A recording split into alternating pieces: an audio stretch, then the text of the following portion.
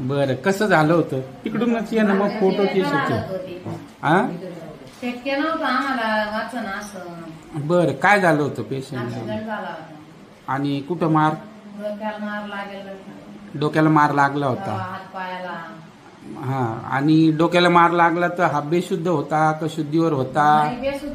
बेशुद्ध होता. काही कळत नव्हतं, काही नाही. बरं, मग तुम्ही जीवन हॉस्पिटलला आले. बरं, इकडं तुम्हाला कसं हे भेटली ट्रीटमेंट, कशी भेटली? आता तुम्ही एकदा परत तपासायला आलेले आहे, तर ऍडमिशन पासून तर पहिल्या वेळेस घरी जाईपर्यंतच थोडक्यात सांगा बरं. तुम्ही ऍडमिट झाले तर पेशंटचं डोक्याचं ऑपरेशन झालं, ते कधी झालं?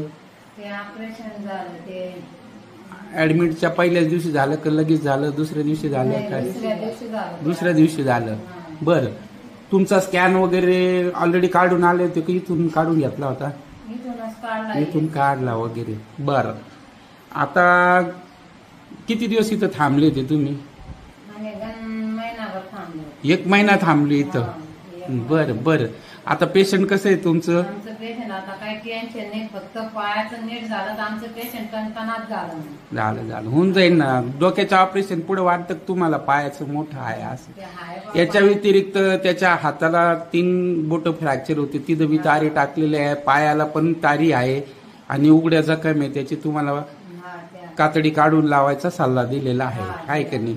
बरं, आता एकंदरीत तुमचा अनुभव कसा राहिला? हॉस्पिटल, कर्मचारी, डॉक्टर? भारी वाटला ना? काही डॉक्टराकडून त्रास, कर्मचाऱ्याकडून त्रास? हा, बाकी काही पैसे लागणं करणं काहीच नाही ना? धन्यवाद. तुमचं ओव्हरऑल म्हणजे आहे ना, एवढं मेंदूचं ऑपरेशन हे राहिलं, पेशंट चांगलं झालं, समाधानी आहात तुम्ही, आहे का नाही?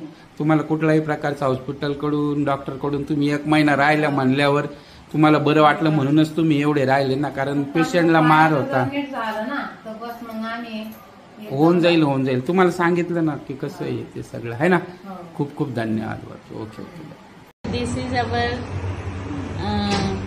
15 डेज. 15 दिवस झाले का मेंदूच्या ऑपरेशनला?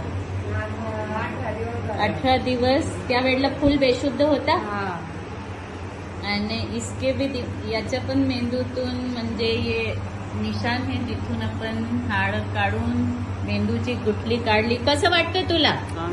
चांगलं वाटतं. तुम्हाला कसं वाटतं? भारी वाटतं. सो अगेन दुसरे पेशंट काय